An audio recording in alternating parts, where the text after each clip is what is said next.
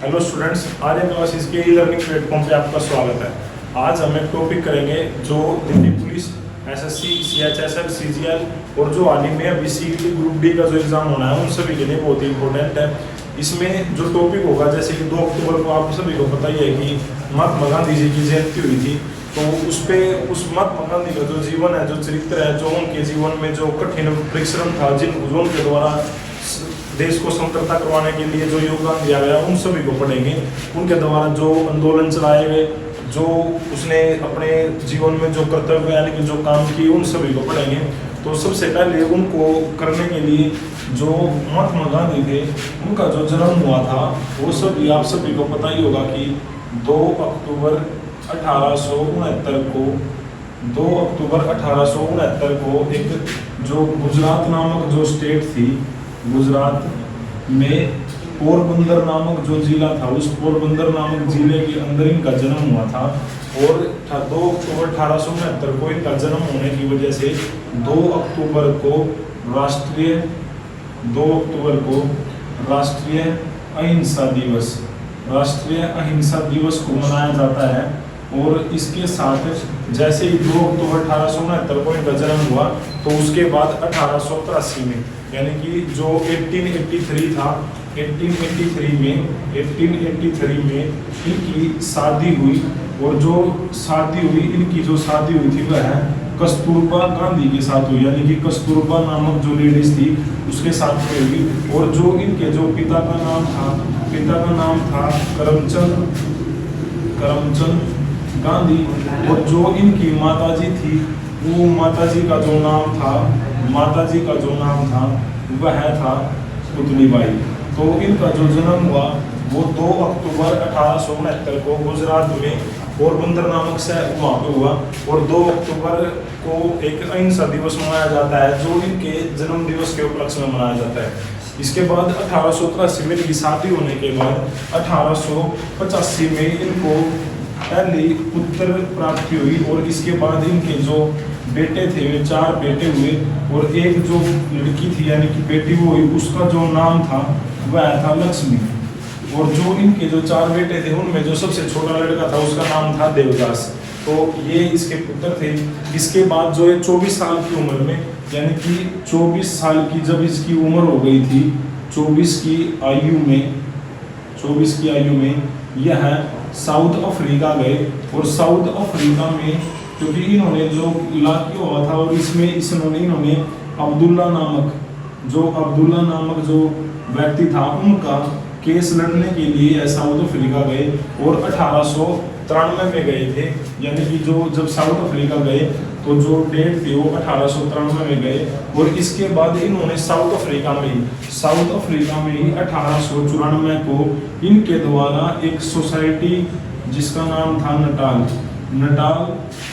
India के नाम से इनके द्वारा नटाल इंडिया कांग्रेस के नाम से इनके द्वारा एक संगठन की स्थापना की गई। और इसके बाद फिर इनके द्वारा 1904 के अंदर इनके द्वारा एक फोनिक्स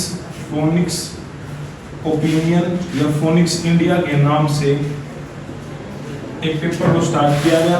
और इसके साथ साथ 1906 के अंदर इनके द्वारा एक जो सत्याग्रह था, उस सत्याग्रह को स्टार्ट किया गया। 1906 में सत्याग्रह यानी कि सत्य के रास्ते पर चलना। इसके बाद फिर 1909 में इनके द्वारा एक पुस्तक लिखी गई, जिस पुस्तक का नाम था हिंद स्वराज जो पुस्तक थी वो 1909 में इनके द्वारा लिखवाई गई। और इसके साथ साथ कुछ पत्रिकाएं इन्होंने लिखी। उन पत्रिकाओं का जो नाम है, जैसे कि मुख इंडिया।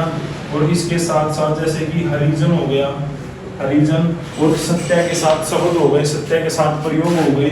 ये सभी पत्रिकाएं इनके द्वारा लिखी गई। और इसके बाद इन्होंने जैसे कि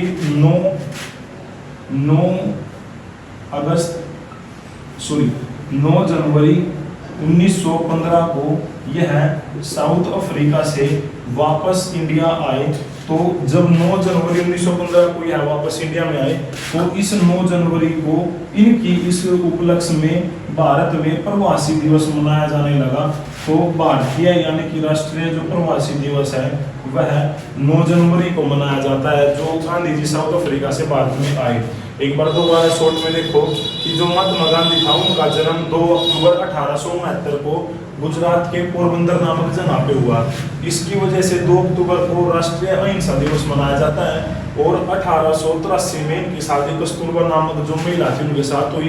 पिता का नाम था करमचंद गांधी, माता का नाम पुतलीबाई था और 1885 में इनकी पहली शादी हुई। तो इसमें इनको 4 बेटे और एक बेटी हुई। बेटी का नाम था लक्ष्मी। इसके बाद 24 की आयु में साउथ अफ्रीका गए, जो 1893 में गए थे और अब्दुल्ला नामक बंदे का केस लड़ने के लिए गए। 1894 में इन्होंने वहाँ पे साउथ अफ्रीका में एक नटाल इंडियन कांग्रेस नाम की स्थापना की।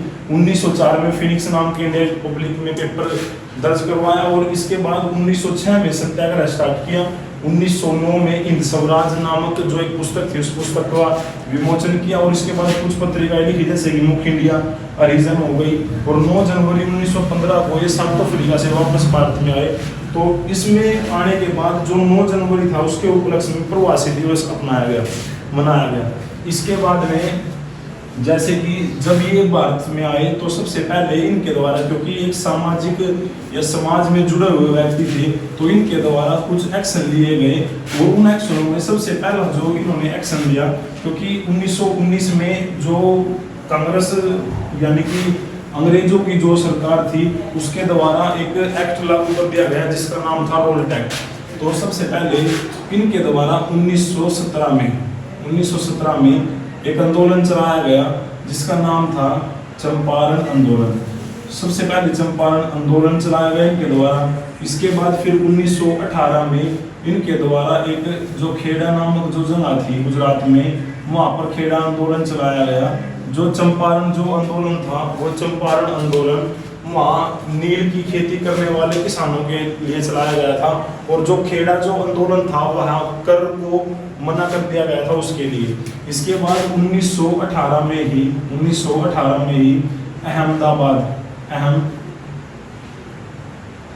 अहमदाबाद मील मजदूर आंदोलन चलाया गया, जो मील मजदूरों के लिए चलाया गया था। और इसके बाद फिर 1919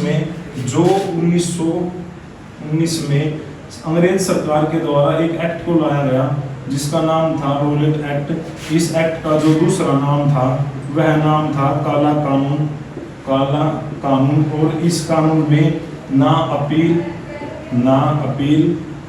ना दलील का नारा दिया गया था। तो इस एक्ट के खिलाफ भारतीयों के द्वारा एक जनसभा की गई जो 13 अप्रैल 1919 को जलियांवाला बाग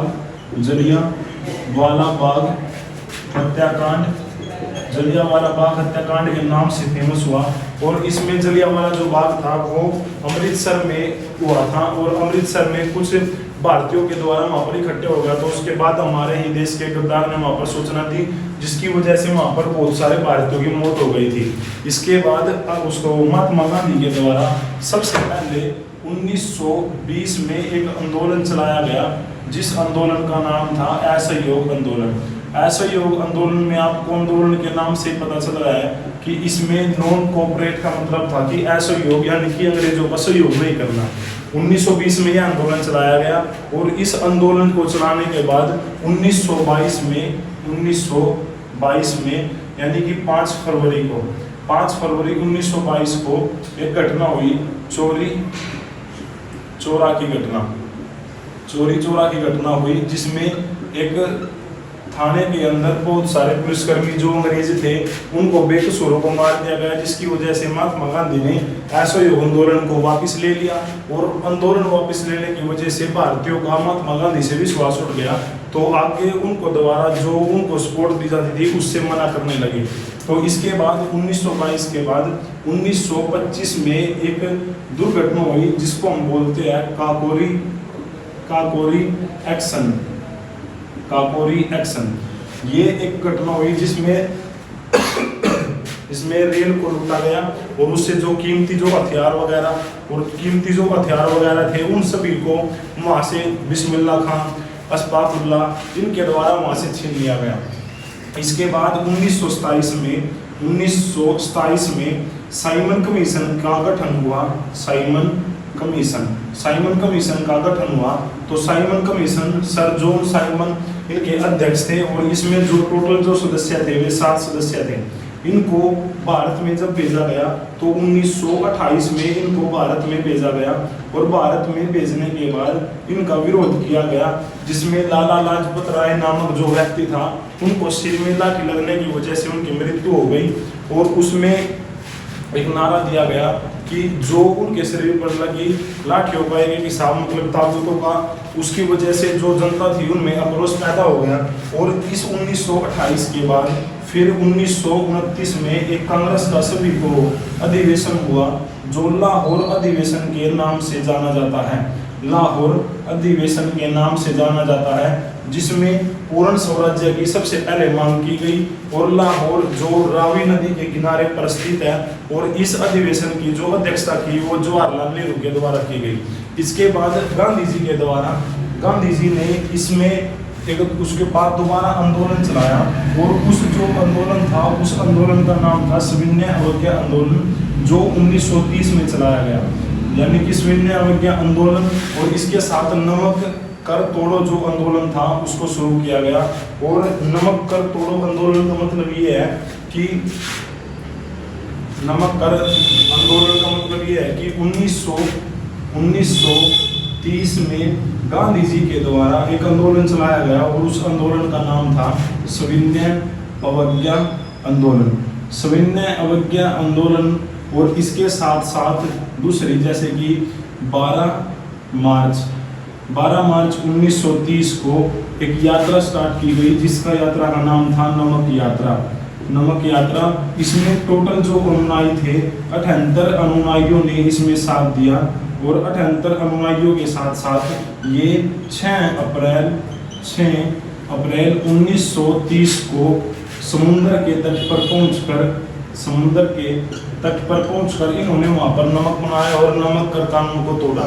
इसके बाद फिर 1931 से 1932-33 तक 3 गोलमेज सम्मेलन हुए और 3 गोलमेज सम्मेलनों में सिर्फ गांधी जी के द्वारा 3 गोलमेज सम्मेलन हुए जो अंग्रेजों के साथ हुए और इनमें गांधी जी के द्वारा सिर्फ एक उसमें अधिवेशन में या गोलमेज सम्मेलन में भाग लिया गया।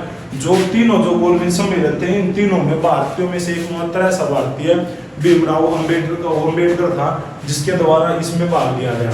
इसके बाद जो 1935 आया तो 1935 में एक भारतीय संतरता और सुधार अधिनियम आया। इस अधिनियम में जो सांसदों की जो सीटें थी उनको निर्धारित किया गया और इसके साथ 1940 के अंदर सबसे पहले जो मोहम्मद अली जिन्ना के द्वारा सबसे पहले पाकिस्तान नामक देश की मांग की गई। इस पाकिस्तान का जो शब्द है उसको देने वाले रहमत अली थे, तो इसमें मांग की गई। और इसके बाद 1942 में सबसे जो इम्पोर्टेंट जो आंदोलन है 1942 के अंदर गांधी जी के द्वारा एक आंदोलन चलाया गया जिस आंदोलन का नाम था भारत छोड़ो आंदोलन। भारत छोड़ो आंदोलन का मतलब है कि जीरो मूवमेंट यानी कि शून्य मूवमेंट। तो इसमें ही भारत की आज़ादी को एक परिभाषा दी गई और 1942 के बाद फिर जब 30 जनवरी 1948 को महात्मा गांधी का निधन हो गया, यानी कि उनको मर्डर कर दिया गया और उस मर्डर में उनको गोली मार करके उनकी हत्या की गई थी। और उसके बाद फिर भारत 18 जुलाई को भारतीय स्वतंत्रता अधिनियम आया और 1947 में 15 अगस्त यानी कि 14 अगस्त को और 15 अगस्त को भारत 2 हिस्सों में बट गया, जिसमें 14 अगस्त को पाकिस्तान का स्वतंत्रता दिवस मनाया जाता है और भारत का 15 अगस्त 1947 को मनाया जाता है। इसके बाद फिर 26 जनवरी 1950 को जो संविधान लागू हुआ उसका प्रोसेस स्टार्ट हुआ।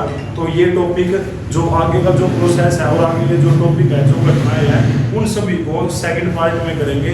अगर आपको ये वीडियो अच्छी लगे और ये दिल्ली पुलिस एसएससी के लिए मोस्ट इम्पोर्टेंट टॉपिक है और आने वाला भी टॉपिक है। इसके साथ साथ जैसे करंट अफेयर की क्लास होगी वे अब आगे डेली रूटीन में डालेंगे। तो अगर आपको समझ आए तो लाइक और कमेंट करें और सब्सक्राइब करना ना भूलें। Thank you.